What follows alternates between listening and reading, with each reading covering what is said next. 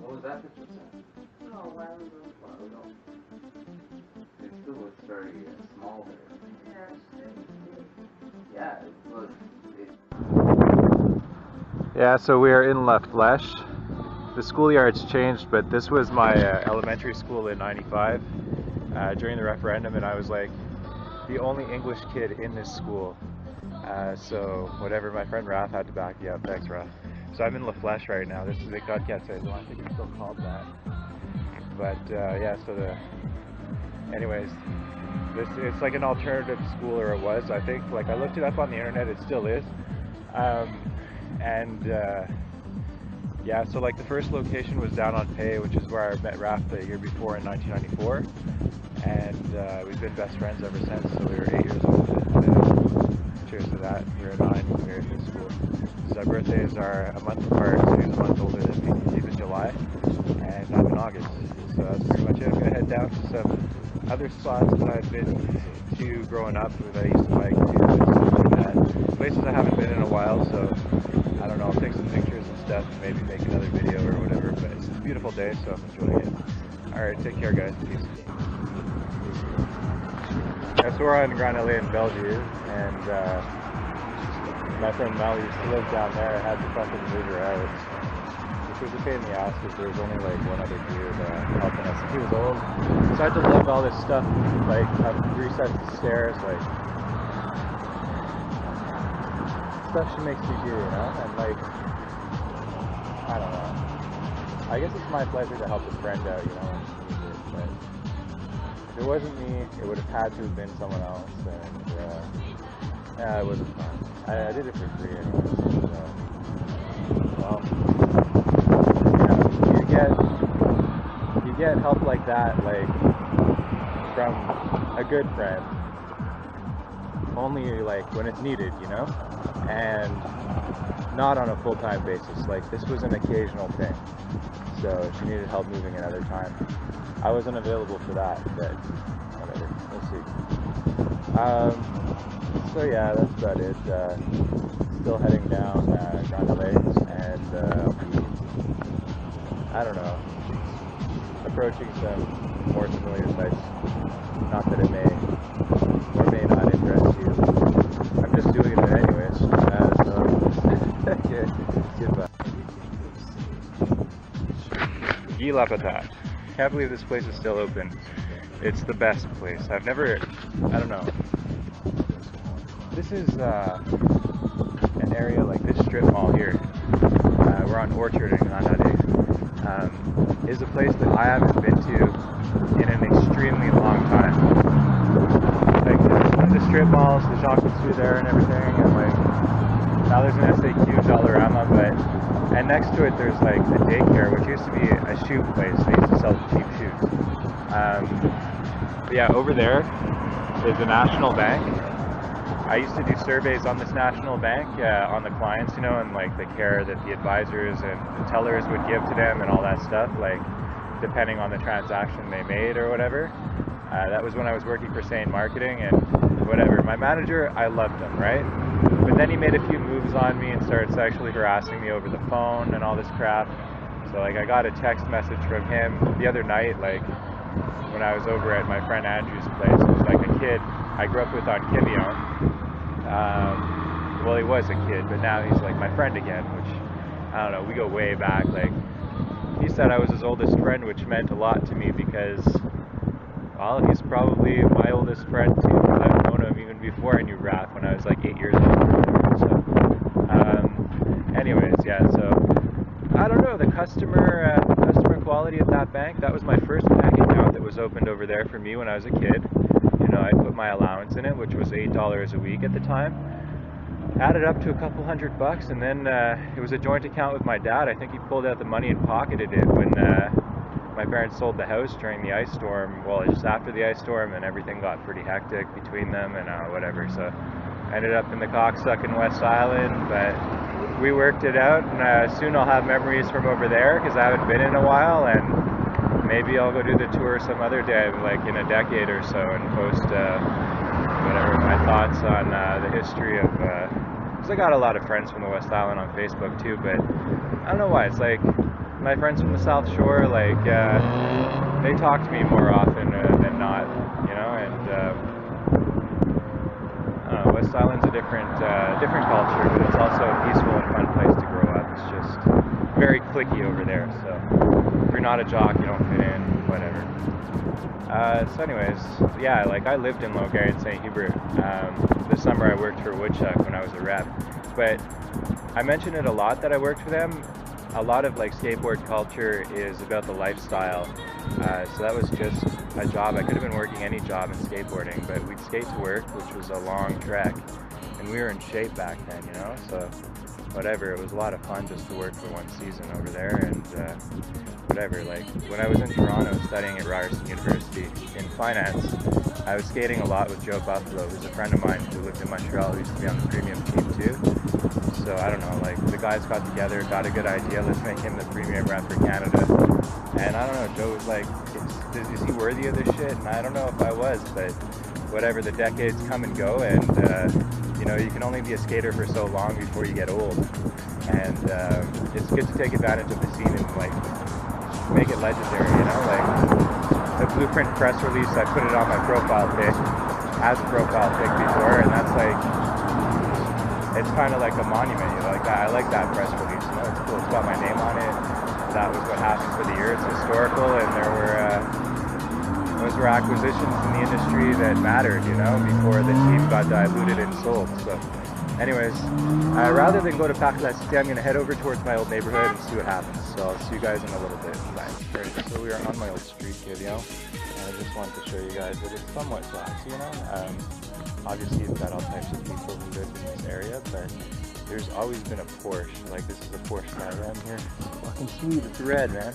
There's always been a Porsche on this street. For some reason, like before it used to be right over there across the street, but now it's over there. But that was a 911 Turbo. That's growing up, but we're biking over to my old place, and I was thinking, since it's my old house, I don't really feel like getting into a conversation with my neighbors from like the past, because I'm assuming that a couple of them are still around, so I'm just gonna bike by nice and discreetly and hopefully be undetected. Because I drove by here a few years back when I had a car, so yeah, I stopped in front just to take a look at the house. My neighbor Albert was outside. He was super nice, you know. He was like, "Hey, how you doing?" Whatever. I just don't feel like hello. I just don't feel like having kind of like reunion with people that I used to know. But yeah, it's a nice street. So we're coming up to the house. It's the one with the pink roof. Well, the pink bricks. That one. They built a lot of that. Used to be my friend Anthony's house right there. But yeah. That's Albert's place. I'm pretty sure he's still living there. Wow. And this is my old house. Just right here. Wow. That was my bedroom downstairs. We had a nice deck in the back too, but I'm not going to walk around the side of the house and be let it go. Check this out, you know? Especially since it's not on sale right now, but it's always been for some reason over the years. So I'm gonna bike a bit and like check out some other stuff. I'll be back. Alright, so we are exiting this neighborhood via Paillet. So that's Paillet. It's very nice as usual. They built condos on the right, but there used to be a forest back there where I hooked up with this girl, Brittany, who was my girlfriend when I was like 15 or something, 14, I don't know. So yeah, we built I don't know if we built a fire in there, but we were drinking 40s for sure. It was a good place to grow up. It's very nice, you know, as you can see, it's peaceful. It's a nice community, trees. There's a field back there that I went to go visit, but I took the bus from that. Now I'm venturing on my bike because I figure You can see more on your bike, you know. And yeah. So I passed a lot of friends' houses who I had seen over the years that whatever, this is my home, you know. And others who I haven't heard from in years. But yeah, back there on Cornwall Street is where my friend Andrew used to live.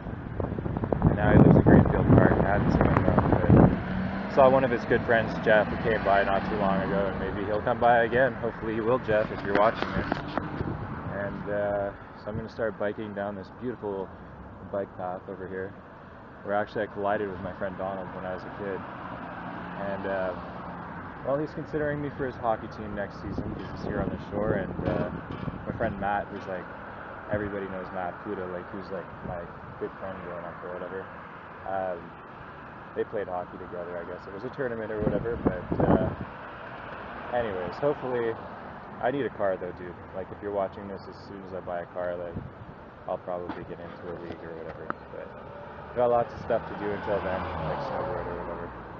There's I don't know if I recognize this dude, but he's just walked by the other way. I don't know.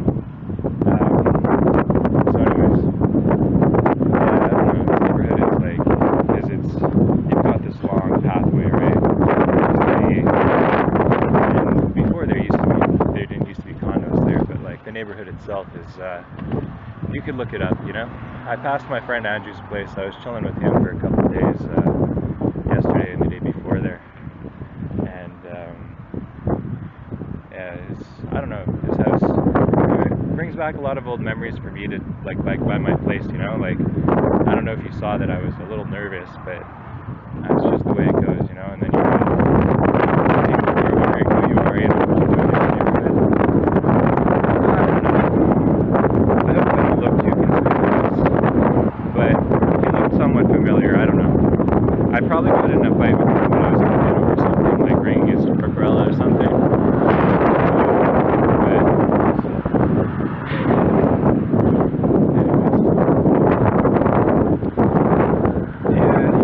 This is an old place apparently,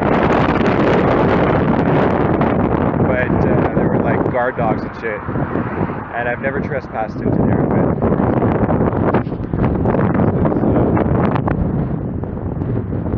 this was an old abandoned railway place, probably since the 50s or 60s or something. Before this neighborhood was even built up, this place was here, and we used to have our forts playing as kids in these trees, you know, like they were cut out for us. Whatever, lots of like great memories. And this is a totally new neighborhood. Like these woods are where we used to go behind Andrew's place. He had forests right in his backyard, basically. Built tree houses and flat houses and stuff. And there are more than one. There's more than one like wooded area in this neighborhood, or there was at least behind people's homes, where we would build forts, collect bottle caps, play pog, stuff like that, and then we'd go chop down trees like other people's tree houses, have fights with the French, and all that great stuff growing up. And as I mentioned in my other video there, when I was at the school, like this is Pay, so I took a picture of where Quatre-Saisons used to be the year before my elementary school, in '94. And yeah, so whatever. Of course, there was the political referendum, which made things like a lot more violent between the kids in this neighborhood.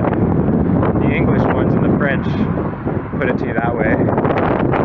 But I mean, in the end, we were just kids. So whatever escalation was perceived in our world wasn't all that relevant to our parents and stuff.